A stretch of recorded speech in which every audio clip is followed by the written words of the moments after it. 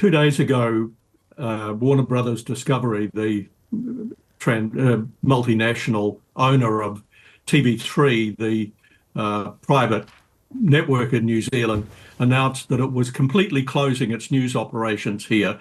I think this is a precursor to a move out of broadcast television and into a strictly streaming environment for them. I think it's been on the cards for a while, but that was only the beginning this week, because yesterday we had news of yet more redundancies in one of our newspaper companies, and today at midday we're expecting your counterpart in New Zealand, Television New Zealand, to announce interim results that point to a loss for the year. So not a good week. No, it's really, really upsetting for journalists and for media workers across New Zealand this morning.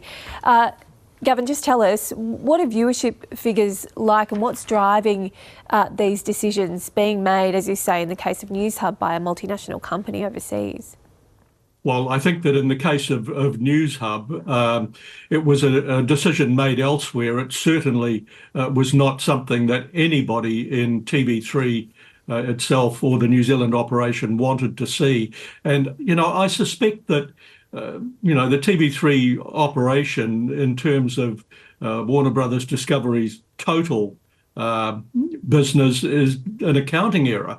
So they would have made that decision, I think, strictly on financial grounds, but the consequences for democracy in this country, where you lose, a significant part of our journalistic output, is profound. It really is something that shouldn't happen. Now, a group of senior journalists at TV3 are trying to mount a rescue bid, and I wish them well in that, but I fear that the decision's already made.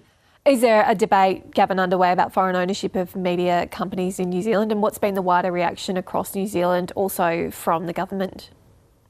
Well, the wider reaction, I think, has been one of shock. It came out of the blue. The government's reaction was strange. Initially, it was almost flippant, with the market rules. There are plenty of others left in the game. We're not going to interfere. Now, they've backpedaled on that a bit, and there were some misstatements in what they said.